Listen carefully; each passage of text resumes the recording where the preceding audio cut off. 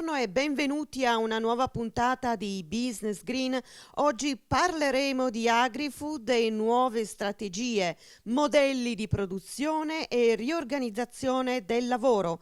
Lo faremo con Noah Segre, Corporate Transformation Senior Strategist di Talent Garden. Benvenuta Noah e grazie per essere qui con noi e aver accettato il nostro invito.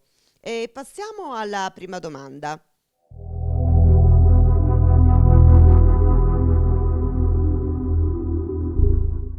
Okay, so Talent Garden is an Italian company that was born in 2011 as a co-working space in Italy, which was something that didn't exist at the time. But over the years, has become a community of innovators, technologists, and entrepreneurs that really puts together all kinds of different players in the innovation sector. Talent Garden now operates in 7 different European countries and has over 21 campuses which host these innovators. We have programs of education, and we also help corporates in their innovation journey. One of the focuses that Talent Garden has in Milan is a campus vertically dedicated to agri-food tech and sustainability. So it hosts a community of freelancers, startups, and corporates working in the sector in order to create the basis of an ecosystem, in order to create different relationships and different connections that are needed in order to boost this type of innovation and technology advancement.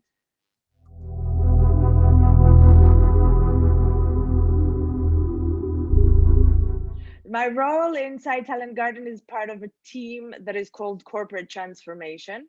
And as a senior strategist, I help large and medium-sized Italian companies on their journey of innovation. From the moment of envisioning the different trends and technologies that are around in the market, connecting them with startups and innovative companies that they need in order to be able to push not only their products, but also their services, all the way through corporate education, where we teach skills and tools to different employees in the company. And together with the company, we also prototype different services. So we give a full package of support, of growth, and of education from the top management throughout the employees in order to really help the needed digital transformation of corporates in Italy.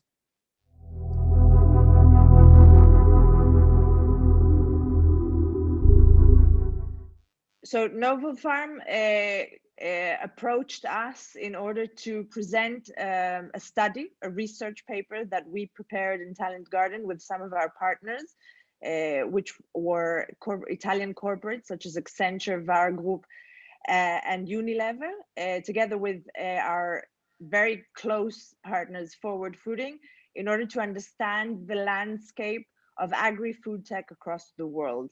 And it connected very well with Novel Farm because we thought this is an opportunity to really share the findings that we had in this research paper with those who are actually working in the sector and in the field at present moment. It was an interesting way of meeting the ecosystem, to say, very different than what we usually do, but in a virtual space, we feel that our reach can be much higher than it used to be in presence. And what we presented was this very, very in-depth paper that we prepared, outlining the investments, outlining the startups, and outlining the opportunities for corporates to collaborate with startups and with different technologies in order to promote innovation throughout the supply chain of agri-food.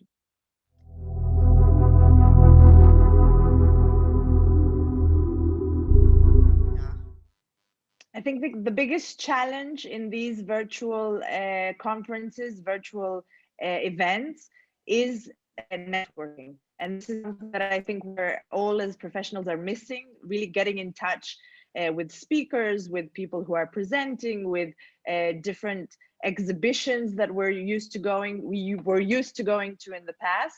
But I think that also we've become much more, in a way, courageous. So following the speech that I gave in the event, which was fully virtual, and I didn't have any kind of feedback or discussion during my presentation. But I have to say that I received a lot of incoming requests also to discuss about the paper and also to understand better, and also people who just wanted to hear a different point of view. So I think that we're changing the way we network, but I also think that the positive side is that now we're able to network digitally with people who are not necessarily close to us.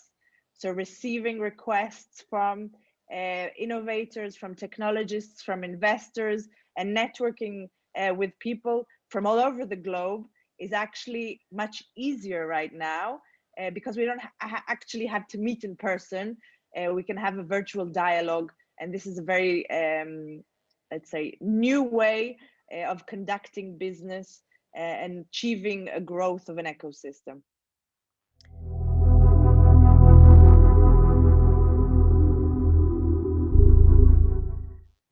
Agri-food is a very, very big topic. Let's say, if we look back a little bit in history, a little bit back. I'm talking about 15 years ago, but in the world of innovation, 15 years is a lifetime. When we started talking about food tech, we were looking for different technology solutions that would allow the market to mitigate hunger. This was the first goal when we started addressing food tech, and this, of course, has changed in the last 15 years. And it's changed drastically in a way that now we call it agri-food. And what we mean by that is really the full supply chain of everything and anything that has to do with agriculture and that has to do with the food that we consume.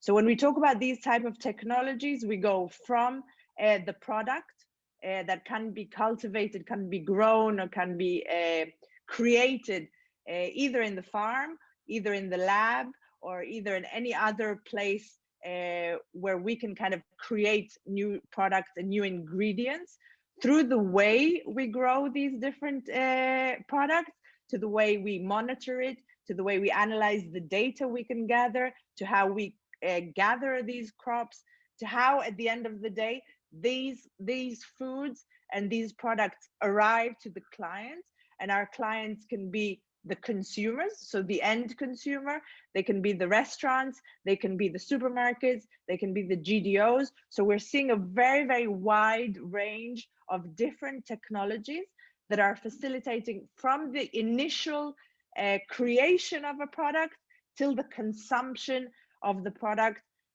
by a human being or by an animal as well. So it's a very, very wide range. We try to categorize it a little bit, but every time we create a new category, we realize that a new one is being created as we speak. But I would say that it goes from the product all the way throughout the supply chain until it reaches the consumer. The interesting thing about agri-food is that we're also seeing that it's, as I said, a market that is continuously growing. We will always have to eat. So this is something that is helping the advancement of these types of technologies and innovations. And 2020, this historical year that has come into the world, has only been able to enhance the technologies, to enhance the innovations, and to make food much more accessible, easy, and healthy to the end consumer.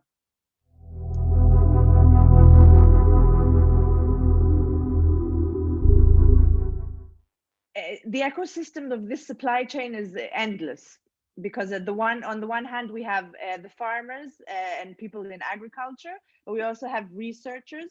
We have different aspects of supply chain that we're seeing that are growing, from anything that has to do with technology companies who are doing data analysis, to drones, to different ways of how the food is reached to our table. So there's a lot of different players. What we don't realize sometimes when we talk about agri-food is that it doesn't work as a sole company. We have to put all these kind of different realities and different companies together in order to create an innovative but also sustainable supply chain of our food across the globe. And this is something that we're seeing very strongly being promoted in these days.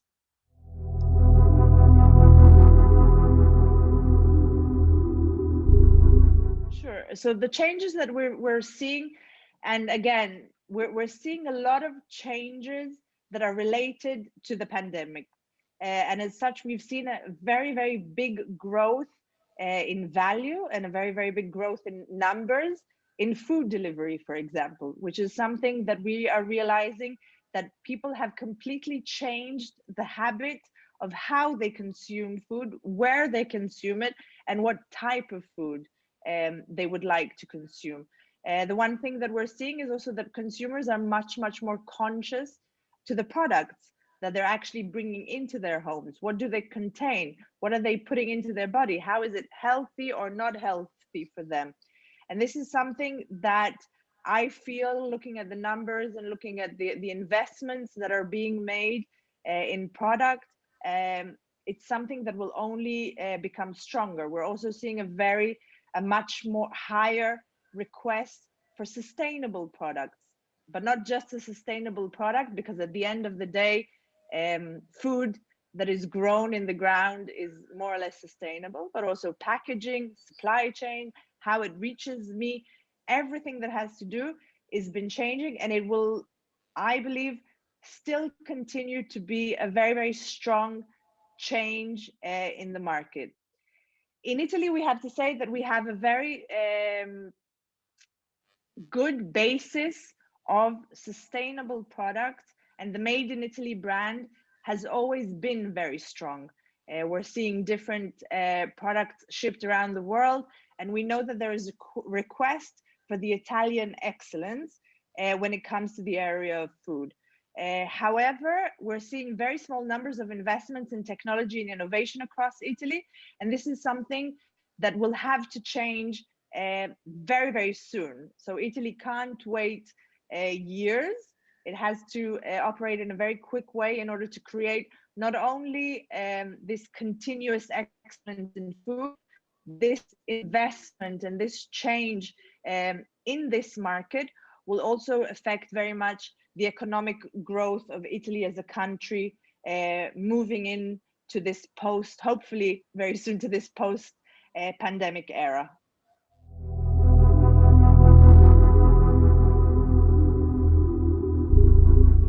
I think that we've seen, all of us have seen throughout this year that people have rediscovered cooking, for example. Being at home, this has changed the way we consume food. And I feel, and it's not just my feeling, but we're seeing this across the globe, that this is something that isn't going to change very quickly. People have become more conscious, but I also think that the question of sustainability is becoming much, much more of a focal point for the end consumer. We're looking for products that are healthy, we're looking for packaging that is sustainable, and we're looking for ways that are to not harm our planet more than it's already been harmed. I think that the current US administration that is announcing its return to the Paris Accord will bring a very, very big change in how we as companies, how we as societies, communities, and people also look at sustainability. And this is something that when we think about the food sector, they can't ignore it anymore. So looking at the full supply chain of medium-sized, large, and even small companies, and how they can adopt SDGs, so Sustainable Development Goals, and how they can implement ESG policies throughout their supply chain will determine those companies that will succeed in the coming years and the companies that will fail. Simply because consumers are becoming much more conscious, but much more unforgiving towards these kind of matters of sustainability. And we're seeing this in Europe very strongly. We're seeing this in the US, and we're seeing countries across the world that are implementing these kind of policies in a very strong way, kind of leading the way to a more sustainable supply chain.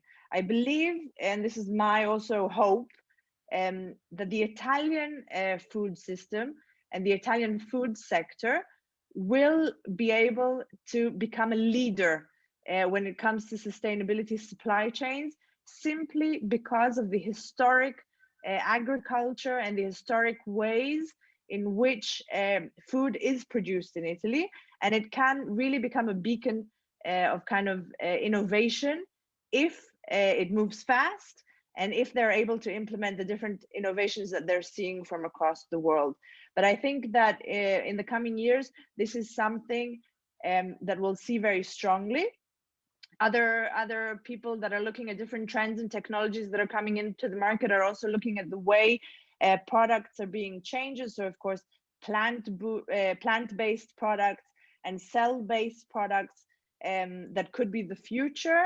I think that'll take a little bit longer because I think the focus now is very much related to health, and it's related to the health of the planet, but also to the health of the people in the planet.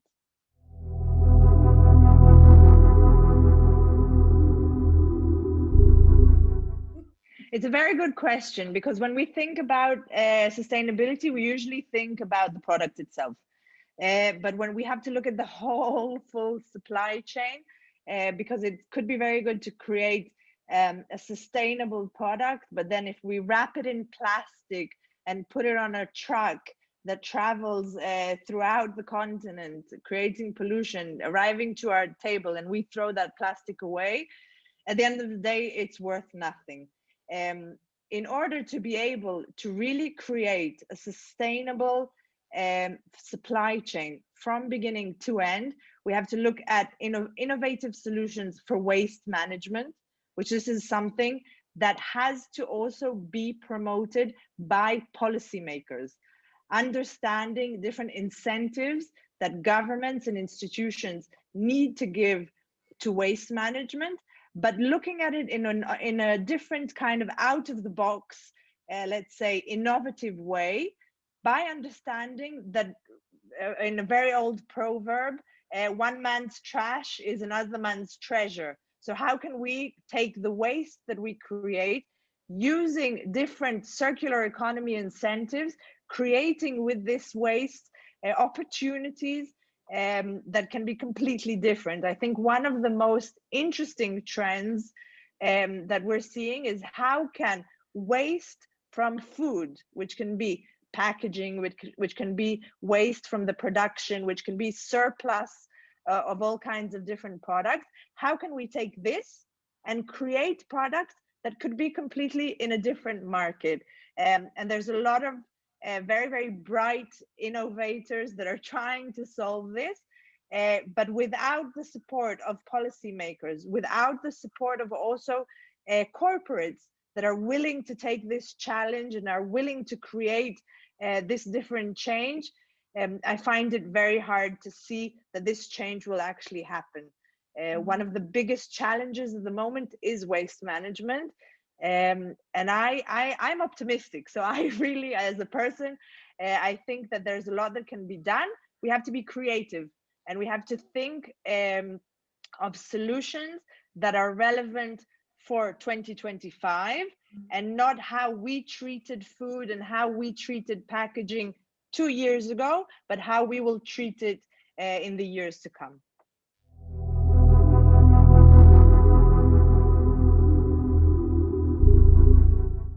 But it's true. But it's true. But we have to also think about what can we do with all this plastic that we have, because plastic sometimes, let's say, in a funny way, a plastic bottle is actually, in a way, less harmful than a glass bottle. The way it's produced, the way it takes, it has to travel. So we also have to understand. The only question is, how do we create simple inexpensive and fast ways of recycling this plastic. For me, if I buy, for example, a t-shirt or a pair of shoes or a piece of furniture that tells me that it was made out of recycled plastic bottles, I feel, I have this sense that I've changed the world. And we need to create this feeling of I'm doing something to help sustainability and to help recycling and to help waste management in a way that is positive,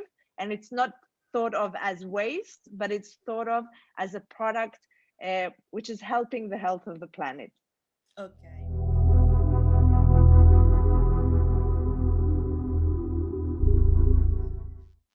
So if we look at the agri-food sector in the last 10 years, it's in a constant growth. We saw $65 billion invested in this sector in the last 10 years, with close to $17 billion invested only in 2020. So for sure, this is a sector that will continue to grow. Innovation will continue to be a major player in the growth of this sector. And I think that we will see different areas grow across time. Again, if we saw 2020 as the year of food delivery, simply because this is what we needed at the moment, I think 2021 will be able to look at different technologies that are related to plant-based products, or to different areas of like waste management, or different areas also of consumer related applications and technologies. Siamo al termine di questa puntata dedicata alle nuove strategie e ai modelli di produzione in ambito agri-food. Ringrazio Noa Segret, Corporate Transformation Senior Strategist di Talent Garden, per essere stata con noi. No, grazie a te, per me, come ti ho detto, è sempre un piacere. Vi ringrazio per averci seguiti e vi do appuntamento alla prossima puntata di Business Green.